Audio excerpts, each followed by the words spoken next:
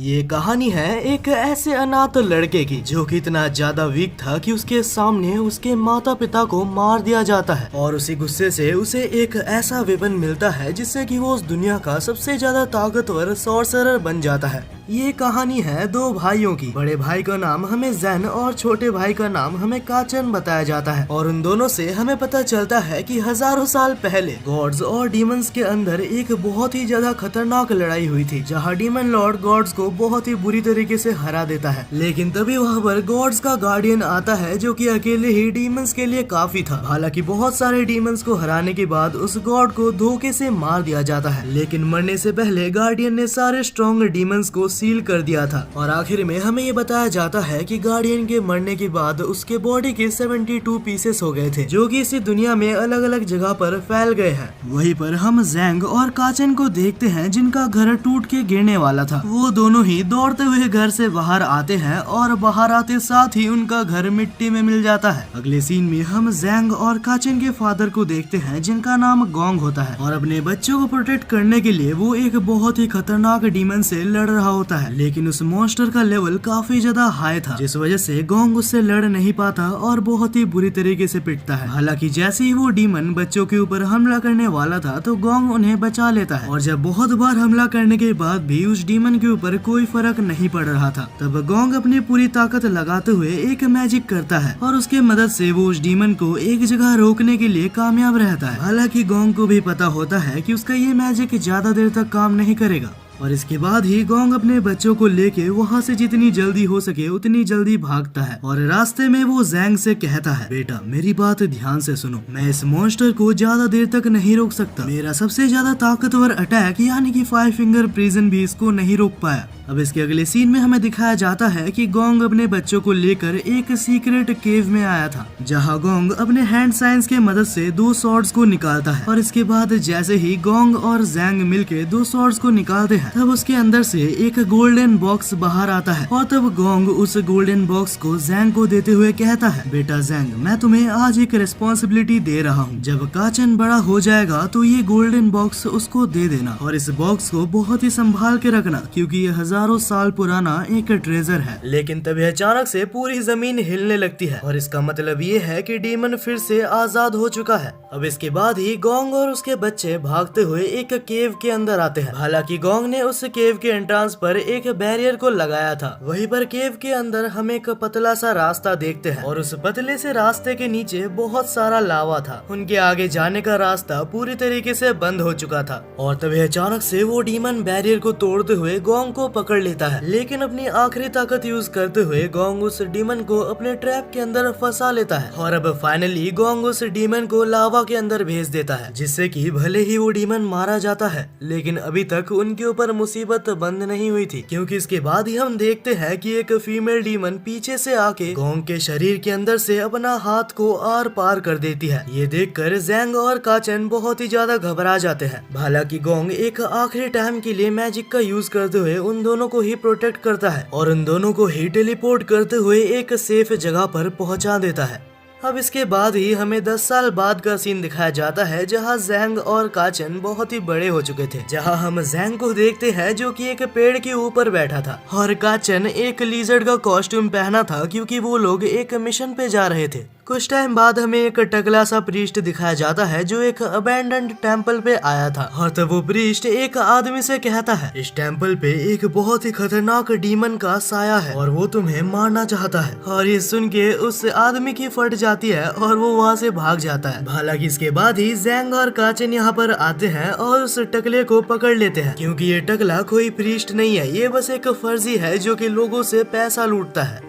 अब इसके बाद ही हम उस प्रीस्ट को देखते हैं जो कि एक जगह पर बंधा हुआ था और जैसे ही उसे होश आता है तो वो अपने सामने काचन और जैंग को देखता है। हालांकि उसे अंदाजा था कि उसका भांडा फूट चुका है, लेकिन फिर भी वो एक्टिंग करते हुए कहता है, आखिर तुम लोग ये क्या कर रहे हो, मुझे जल्दी से खोलो, मुझे उस डीमन को मारना होगा। लेकिन ये सुन के जैंग उसके गर्दन पर तलवार रखते हुए कहता है, अबे टकले अभी मान ले कि तू झूठ बोलता है। और तब डरते हुए वो प्रीस्ट कहता है, मुझे माफ कर दो, मैं आइंदा से ऐसा कभी भी नहीं करूंगा। मैं ये भी वादा करता हूँ कि मैं सभी को पैसा भी लौटा दूंगा। अब इसके बाद ही हमारा सीन चेंज होता है और हम एक घर में देखते हैं जहाँ हमें बताया जाता है कि आज काचन का अडल्ट सेरेमनी है, यानी कि आज के बाद काचन भी एक सॉर्सरर बन जाएगा। और जैसे ही उसकी सेरेमनी चालू होती है तो उसके चारों तरफ एक गोल्डन ऑरा बन जाता है और कुछ ही देर में जैसे ही ये सारी चीज गायब होती है तो जैंग कहता है, छोटे भाई तुम्हें बहुत बहुत बधाई हो क्योंकि तुम फाइनली एक सॉर्सरर बन चुके हो और मुझे विश्वास है कि तुम बड़े होकर एक बहुत ही अच्छे डीमन हंटर बनोगे।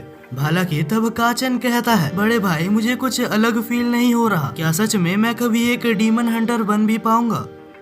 चिंता मत करो काचन, हमने बहुत सारी लड़ाइयाँ एक साथ लड़ी है और मुझे बहुत ही अच्छी तरीके से पता है तुम एक बहुत ही अच्छे डीमन हंटर बन सकते हो। अब इसके बाद ही जैंग काचन को वही गोल्डन बॉक्स दे देता है और ये वही गोल्डन बॉक्स है जो कि इनके पापा ने इन्हें दी थी। और जैसे ही काचन उस बॉक्स को खोलता है तो उसके अंदर से एक छोटा सा रॉड निकलता है। हालांकि काचन को समझ नहीं आता कि आखिर इस रॉड से उसे क्या करना है। तब जैंग कहता है कि मुझे भी कोई आइडिया नहीं है कि आखिर ये क्या है, हालांकि जो भी है ये हमारे पापा ने हमें दिया है। अगर ये कोई काम का ना भी हो तो भी इस दुनिया में ये मेरे लिए काफी कीमती है।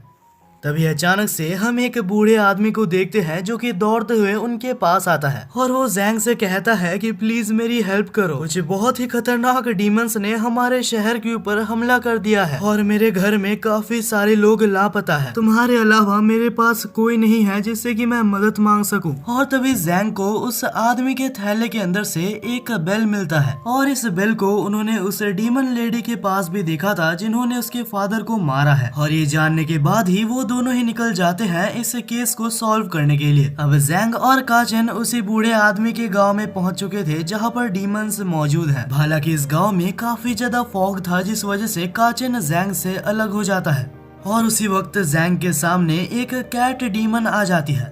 हालांकि उस डीमन को जैंग देखते हुए कहता है कि मुझे तुम्हें कोई भी इंटरेस्ट नहीं है, मैं तुम्हें जाने दे सकता हूँ, लेकिन उससे पहले मुझे ये बताओ कि आखिर वो लेडी डीमन कहाँ पर है जिसका ये बेल है। हालांकि कैट डीमन कुछ भी ना सुनते हुए जैंग के ऊपर हमला कर देती है। जैंग कहता है कि अगर तुम्हें लड़ना ही मंजूर है तो यही सही। और इसके बाद ही जैंग अपने स्वॉर्ड की मदद से एक ऐसा हमला करता है जिससे कि कैट डीमन बहुत ही ज्यादा डर जाती है। और तब उस बेल के बारे में जैंग फिर से कैट डीमन से पूछता है, लेकिन वो कहती है कि मुझे बिल्कुल भी नहीं पता कि आखिर ये बेल किसका है। तब जैंग कहता है कि अगर तुम्हें नहीं पता तो आखिर मेरा टाइम वेस्ट क्यों किया तुमने। और ये कहकर वो यहाँ से जाने लगता है। लेकिन एक बार हारने के बाद वो कैट डीमन फिर से जैंग के ऊपर हमला करता है, पर जैंग को इसका एहसास हो जाता है और वो दोनों ही स्वॉर्ड्स की मदद से उसको मार डालता है। लेकिन वो कैट डीमन मरने से पहले कहती है, तुमने भले ही मुझे मार दिया लेकिन मेरा बड़ा भाई तुम्हारे भाई को जरूर से मारेगा। वहीं पर दूसरी तरफ काचन के ऊपर कैट डीमन का भाई हमला कर देता है और उसके एक हमले से ही काचन बहुत ही ज्यादा दूर जाके गिरा था। लेकिन तभी काचन के पास एक लकड़ी थी जिसको कि उठाते हुए वो अपनी स्वॉर्ड बना लेता है। इतने में डीमन कहता है कि तुम्हारे लड़ने का यहाँ पर कोई भी फायदा नहीं, तुम्हारा बड़ा भाई बहुत ही पहले मारा गया होगा। लेकिन तब काचन कहता है कि आखिर तुम्हें मेरे बड़े भाई के बारे में पता ही क्या है। ये सुनकर कैट डीमन बहुत ही ज्यादा गुस्सा होते हुए कहता है, तुम जैसे कमजोर की मेरे सामने खड़े रहने की कोई औकात नहीं।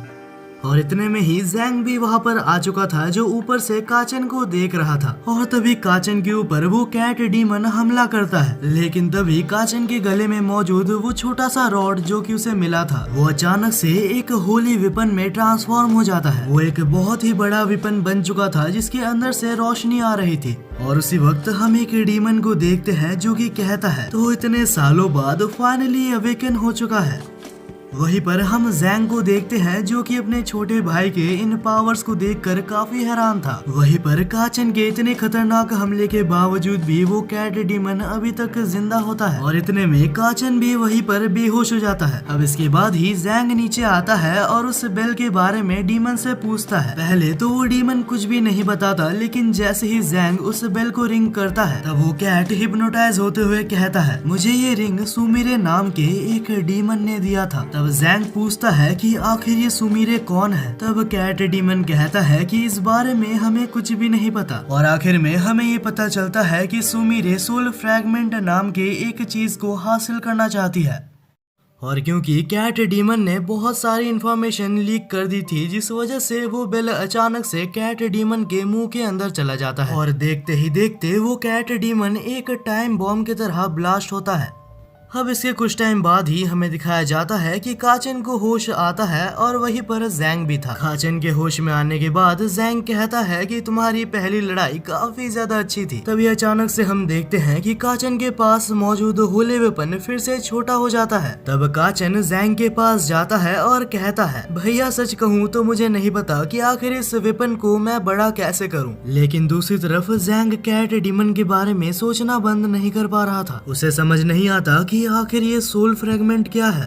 लेकिन तभी अचानक से काचन और जैंग के पीछे दो अननोन पर्सन आ जाते हैं, जो कि आने के बाद काचन के पास से उस होली वेपन को लेने की बात कर रहे थे। और इतने में जैंग भी अपने स्वॉर्ड को बाहर निकाल लेता है। हालांकि इस वक्त जैंग की हालत बिल्कुल भी सही नहीं थी। कल की फाइट की वजह से वो काफी ज्यादा इंजर्ड था।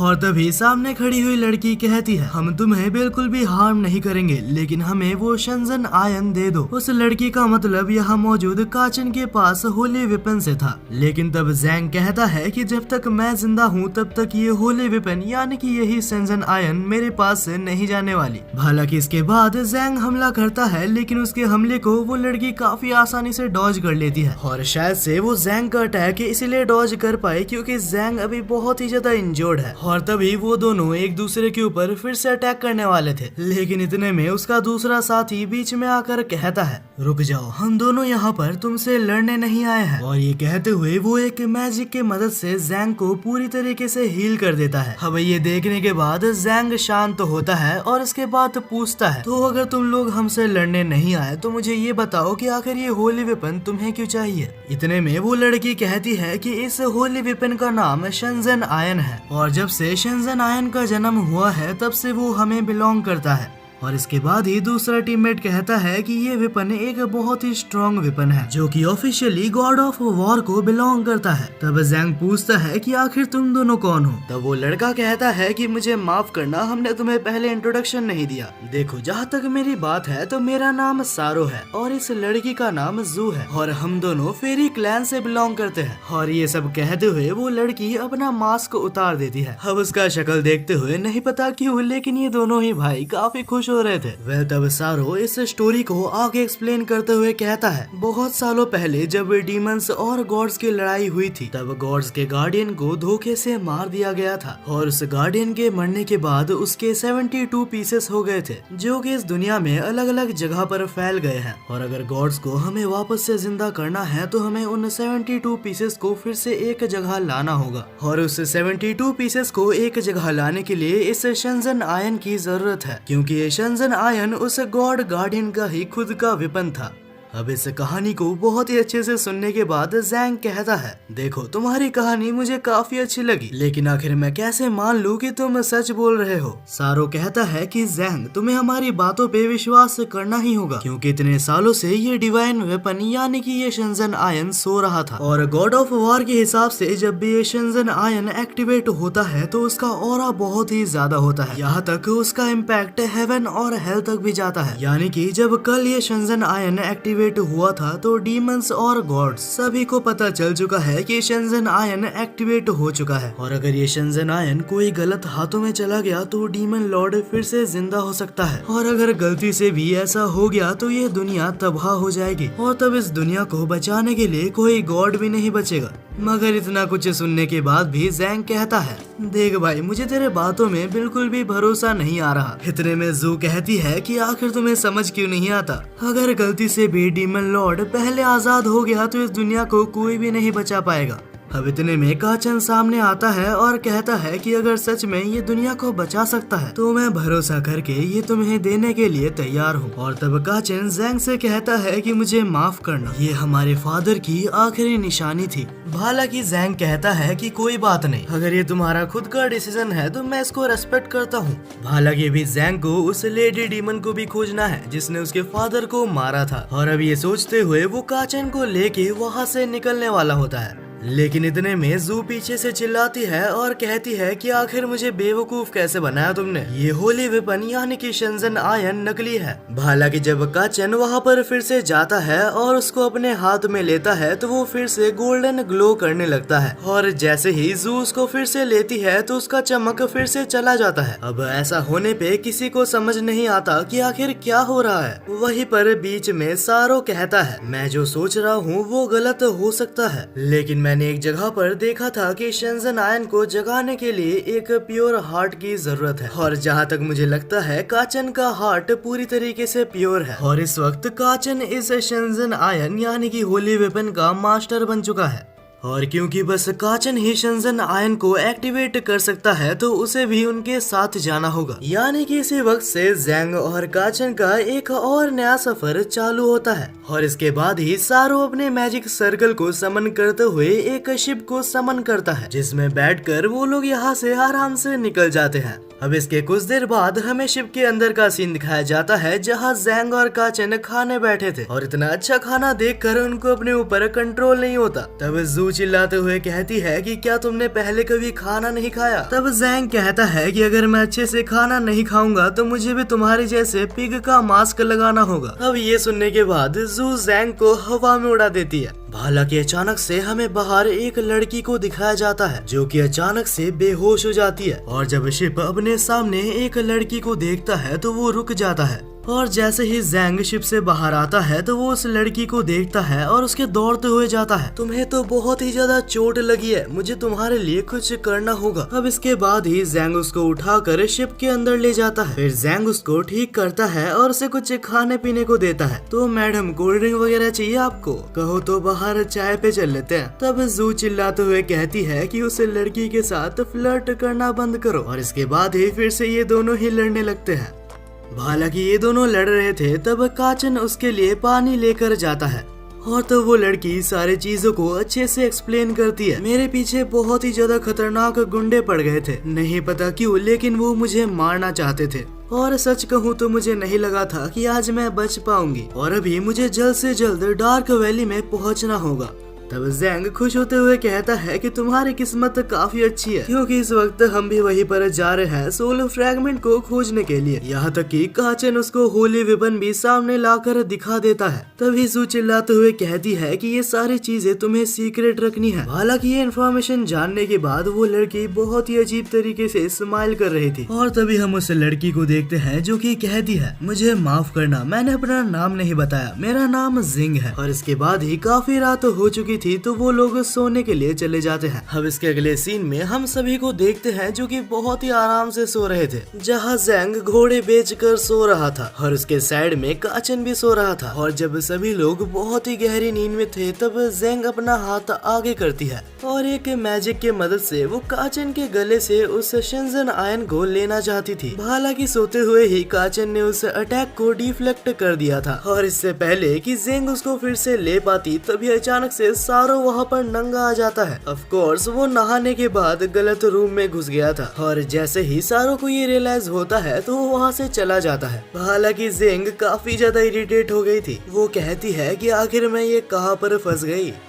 वहीं पर जब अगली सुबह सबकी नींद खुलती है तो वो लोग बाहर आते हैं। ज़ैंग कहता है कि अरे कल रात को तो मुझे काफी अच्छी नींद आई, और उठते साथ ही वो उस नई लड़की ज़ैंग को खोजने लगता है। ज़ैंग तो ये तक कहता है कि उसका प्रोटेक्शन करना मेरी तो जिम्मेदारी है, वरना उसे फिर से गुंडे परेशान कर सकते हैं। क्यों काचन, मैंने सही बोला ना? और तभी हम काचन को देखते हैं जो काफी ज्यादा परेशान लगता है। बड़े भैया, मुझे लगता है कि वो शेंजन आयन मेरे पास नहीं है। वहीं पर हमें कुछ दिनों पहले का सीन दिखाया जाता है जहाँ पर ज़ैंग और उसकी छोटी बहन एक केव में कैद थे। तभी उस केव का बॉस कहता है कि अगर तुम शेंजन आयन मेरे को ला दे सकती हो तो मैं तुम्हारी छोटी बहन को आजाद कर दूंगा। और हमें ये भी बताया जाता है कि ज़ैंग इस दुनिया की सबसे माहिर थेफ्ट है। लेकिन तब ज़ैंग ये कहती है कि शेंजन आयन और कुछ नहीं, बस एक मिथ है, ऐसा कुछ इस दुनिया में एग्जिस्ट नहीं करता। हालांकि वो डीमन कहता है कि बहुत सालों बाद शेंजन आयन फाइनली एक्टिवेट हो चुका है, और अगर तुम्हें अपनी छोटी बहन को जिंदा और सही सलामत चाहिए चाहिए तो तुम्हें वो करना होगा जो मैं तुम्हें कहता हूँ, वरना तुम तो जानती ही हो कि हम उसके साथ क्या क्या कर सकते हैं। तब जेंग कहती है कि उसे हाथ लगाने की हिम्मत भी मत करना, तुम जो कहोगे मैं वो करने के लिए तैयार हूँ।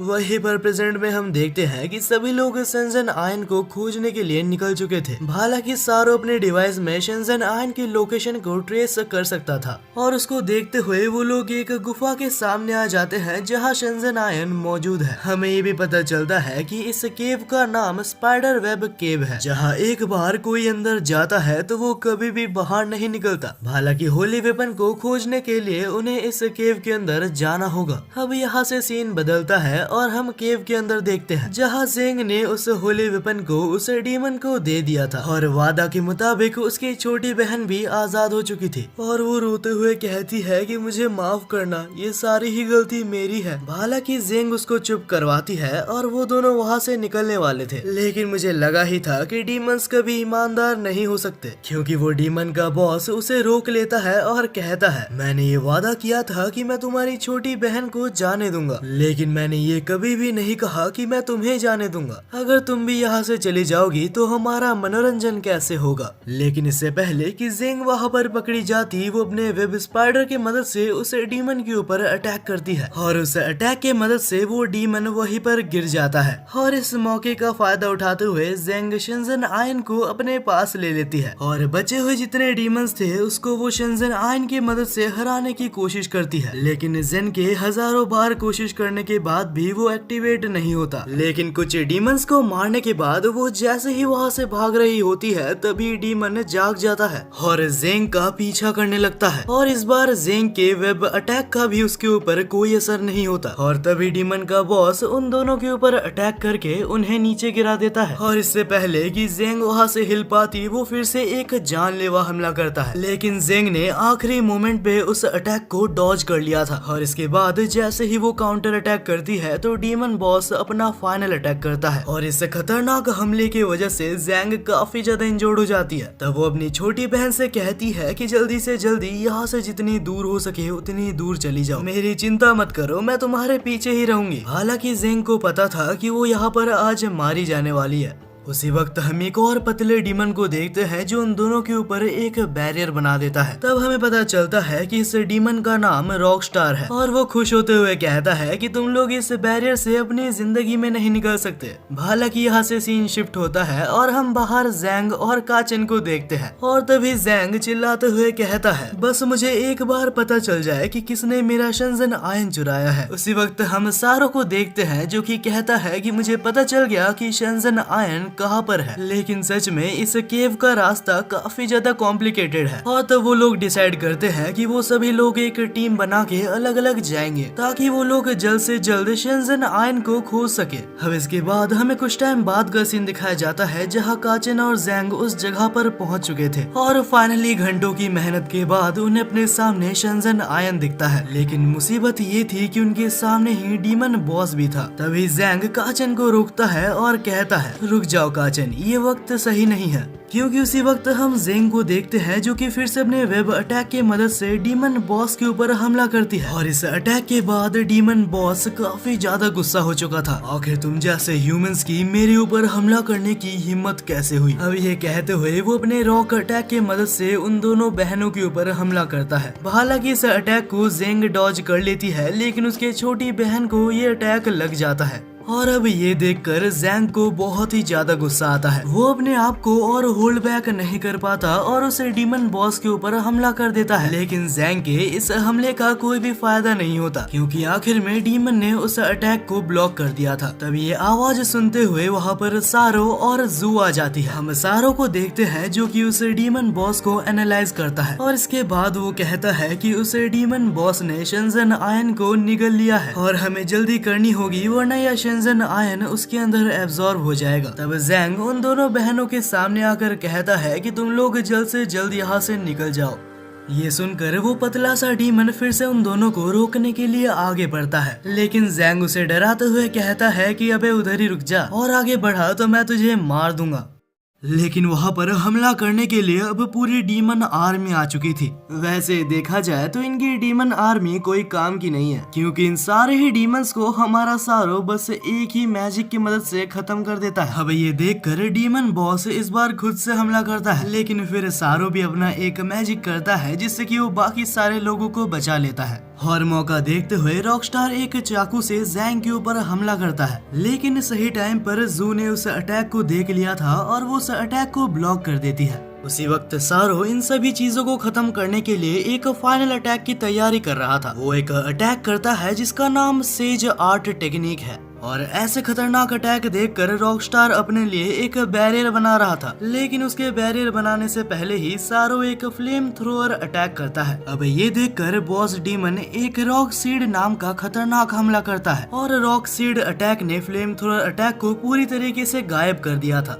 अब ऐसा होने के बाद जू सारो की मदद करने के लिए उसके ऊपर अटैक करने जाती है, लेकिन डीमन ने उस अटैक को तक ब्लॉक कर दिया था। अब धीरे धीरे डीमन ओवरटेक करते हुए कुछ ऐसे अटैक्स करता है जो कि काफी पावरफुल थे, और एक टाइम के लिए ऐसे लगने लगता है कि वो लोग हार जाएंगे, लेकिन उस वक्त जू और सारो हार मानने से मना कर देते हैं। फिर कमबैक करते हुए जू एक ऐसा हमला करती है जिससे बहुत ही ज्यादा डिस्ट्रक्शन होता है, और उसी टाइम सारो एक स्पेल पढ़ते हुए थंडरबोल्ट अटैक को करता है। यहाँ तक उस बैटलफील्ड में हर जगह पानी भर चुका था, और यही वजह है कि सारो का थंडरबोल्ट अटैक बहुत ही ज्यादा असरदार हो गया था। और फाइनली एक आखिरी अटैक करने के बाद वो लोग इस मैच को जीत जाते हैं। अब होली वेपन यानी कि शंजन आयन लेने के बाद वो लोग वहाँ से निकलते हैं, लेकिन जैसे ही ये लोग बाहर निकलते हैं तो इनके सामने फिर से रॉकस्टार आ जाता है। वो तो सही टाइम पे जैंग ने उसके अटैक को रोक दिया था। तब जैंग कहता है कि अरे तुम यहाँ पर हो, मैं तो तुम्हें ही खोज रहा था, तुम एक कायर की तरह बीच फाइट से भाग गए थे।